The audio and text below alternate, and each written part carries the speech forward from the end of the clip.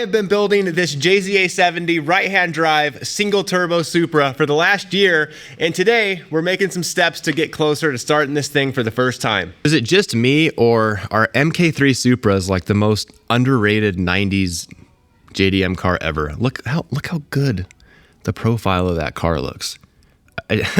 I'm just sitting here looking at it. I was supposed to start this video, but I'm like, damn, that's a good looking car.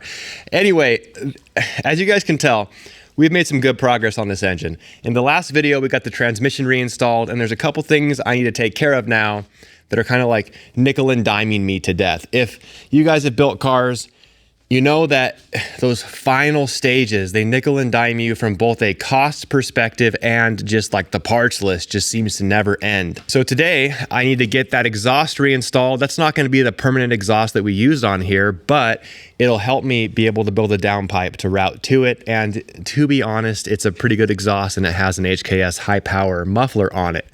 I want to replace this fusible link and this terminal. I need to take care of the return line off of our Radium rail right here. We need to get a 90, have that come this way and go into the Tomei FPR. Now this is not E85 compatible and it is from the old setup, but we're gonna break this engine in on pump gas. And then lastly, I need to swap out this clutch master cylinder for my new Tilton one that came with my Grannas clutch. It's actually a McLeod clutch, but it's a Grannas kit.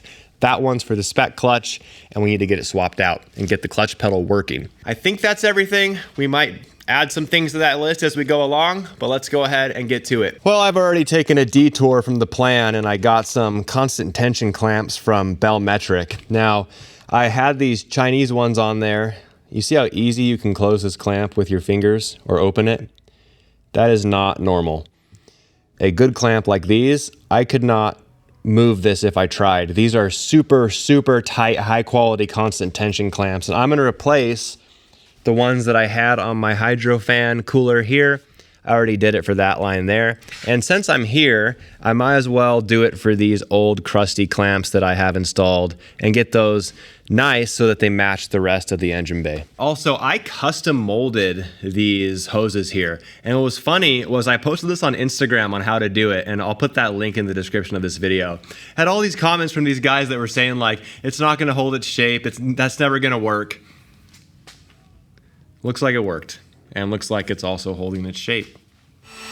These hoses are a pretty tight fit, so they have to be heated up or lubed up to get over the barb on the cooler. And honestly, going with these Bellmetric clamps is probably overkill for such a low pressure thing, but really don't want to have to mess with this once it's on.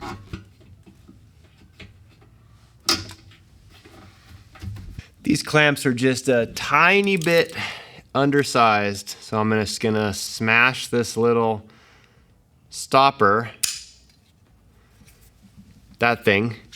You see there's a point where it'll stop you from opening the clamp too far so you don't overstretch the metal, but we're only gonna overstretch it once to install it, and it's just a return line, so it's not really a big deal. It's one size undersized, like it almost fits.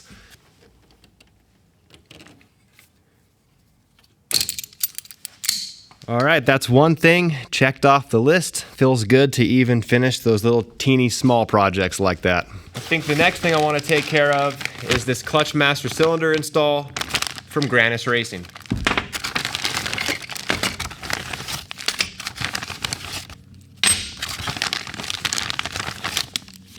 Here's the kit that came with my McLeod clutch. This is appropriately sized. You have to change the size of your master when you go to a twin disc clutch. And this is also the right-hand drive reservoir. So I think, I'm not 100% sure, but I think that this is gonna either sit off to the side this way or off to the side that way to get it away from downpipe heat, which is cool. Because obviously on left-hand drive models, you don't have to worry about that reservoir being by the downpipe. We have our adapter plate here. We have our clevis, I will never figure out how to say that properly. Clevis. And we have our adapter here. This is the fitting for the clutch line. So let's go ahead and put this all together.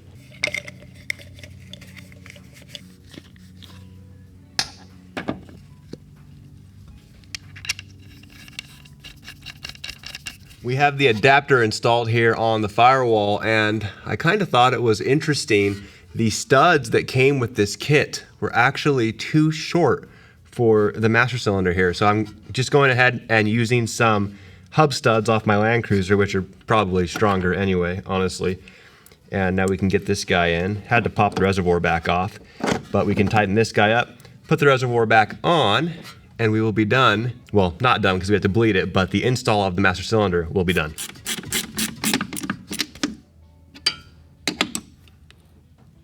Now we're under the car setting up the clutch lines. We have the bleeder right here, and this comes from our master cylinder right here, this little adapter. And you can see we have our McLeod twin disc in there with our Tilton release bearing. We're gonna see that little gap, that little air gap in there is gonna disappear right now when we bleed this, and hopefully everything works. There's one thing that I hate about how every single one of these twin disc clutches, when you upgrade the release bearing, how you route the hoses through the old slave mount here, and then you just have these things hanging here. And I have these tied up so they're not hanging as low as they normally would, but they'd be like here. And that is, you know, it probably will never get hit by anything, but it's at the same height basically as the frame rail. I don't want this to get hit. So I'm gonna take this aluminum here, and I'm gonna make a strap that I believe I can use to hold this up. Very, very low tech, very, you know, low budget, free. And then I do have it mounted up there as well, which I will show you guys. And I think we'll be able to just hold this thing about right there. This might work, it might not. I honestly have no idea, but it's worth a shot to get those hoses out of the way. I'm using sockets to bend this into a nice shape. Show you guys. Bam.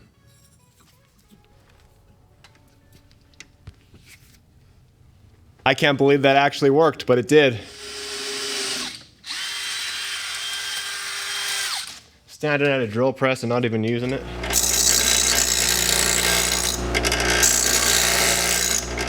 That's it. Pretty simple part. Let's see if this thing works. I'm actually pretty proud of this for how quickly I had this idea and came up with it. Solves an issue that bugged me forever. This bolt might be too long. All right, car's back down, and for the top where I'm mounting that line, it'll be hard to show on camera. See if we can get you in there. If you look behind the cylinder head right there, I'm using a P-clamp with a bolt to hold to the back of the head. And then I think I'm gonna run the master just like this, because this will keep it out of the way of the downpipe. At that point, closest thing to the downpipe will be the clutch line, but we can't really give ourselves more clearance than we have right here. So let's fill that thing up.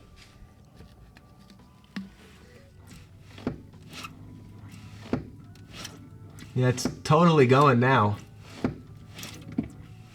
Well, I have to give a massive shout out to Brandon over at Daydream Performance Garage. If you guys take a look right here in this empty cavity, what you'll see is we're missing a power steering reservoir. This is the power steering reservoir that came with my car. They cut off all the brackets and just had it sitting in that empty void. This is the correct reservoir that I got from Brandon over at Daydream Performance Garage. We made a deal on it. These things are impossible to find if you guys didn't know. Anything for a JZA70 that you can't find is like $1 million. And he worked out a good deal with me, so I gotta shout him out. Thank you so much, dude. I would have never found this thing. I would have had to go run a custom one. And I know we could have done that, but I want to keep this car, even though it's very modified, with as many original parts as I can. I just want to do it that way. And there it is, all installed. It looks really good to have something filling that void and not have to come up with a custom solution or modify my existing one that was all cut up. I made new lines as well for the 5/8 one and the 3/8 one. Used nice new constant tension clamps on those, and I got it all filled up. So now we can move on to the fusible link wire. And I definitely need to move on to something else, because off camera, I was working on trying to TIG weld a 3 to 3.5 inch stainless reducer to a V-band for my turbo, for the downpipe. And it's not going well. I am not a good TIG welder at all. There's just a lot of undercut there. It's way too hot. I don't know how to get it better. Here I don't know, kind of gave up and was just kind of waving it like a wand to weave it back and forth. I don't know. So maybe that'll work. Maybe it won't. It's probably warped. I don't know, but I know that I need a break and to do something else. I suck at TIG welding. I don't know why I thought I could do that. So let's move on to the fusible link. For the fusible link wire, we're going to use this fusible link wire. This is 12 gauge. I believe the fuse box is 8 gauge and you're supposed to go 4 wire sizes smaller. The way these work is they're just an insulated wire that just burns itself up and protects everything else, and it goes to the battery. And then we're going to use these reducers. These are reducing butt connectors that go from the existing wire to the new fusible link wire. So let's go ahead and get this crimped on. It's going to be pretty easy. We just have our ratcheting crimpers here. Set this to the 8 and 10 gauge setting right here. We'll crimp it twice for good measure. Put our wire in there. Give it a good crimp. Probably totally fine with just one, honestly. This thing crimps pretty hard. Never going to come off. But for good measure, we'll do 2.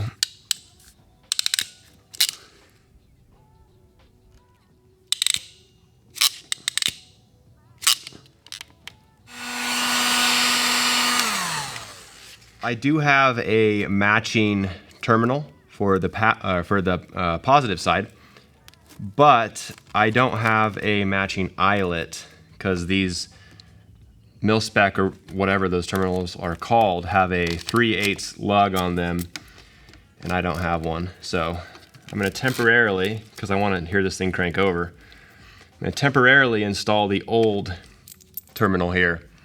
And then in the future, we will upgrade the positive to match the negative. All right, this should crank over. I'm gonna hit it slow, I'm kind of scared. Oh.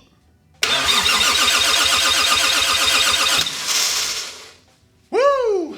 It at least cranks over. It's not gonna start, of course, the ECU and nothing's hooked up, but it's cranking over. Wow, that's nice seeing some sort of progress there. As things so typically go with car builds, I've changed my mind. So the last thing I was gonna do is reinstall this exhaust, but I don't wanna do that anymore. I think what I wanna do instead is take on a beginner, I'm putting that in quotes because it's not a beginner project, but I wanna take on a beginner TIG project of building my own stainless exhaust. And I'm gonna build that downpipe and I'm gonna do it right and not fail this time with that flange. And then secondly, I did get the line here done for the fuel return. Well, not done. I bought it pre-assembled from Radium because I don't mess around with fuel lines. But I'm just going to replace the Tomei FPR. So I guess we're done at this point. So we are really, really close to getting this thing started. Let me go through what we need. Well, we got to hook up the FPR. We got to hook up the ECU. The ECU is already all terminated and everything. I just got to terminate all my sensors into it. So once that is done, we need to finish intercooler piping, but we don't need that to start it. The downpipe has to get done at a bare minimum so that we have somewhere to hook up the O2 sensor. And at that point, maybe a fuel pump, and we can get this thing started. You versus the guy she tells you not to worry about. That's 3" versus 3.5". Apparently 1/2 inch makes all the difference, huh?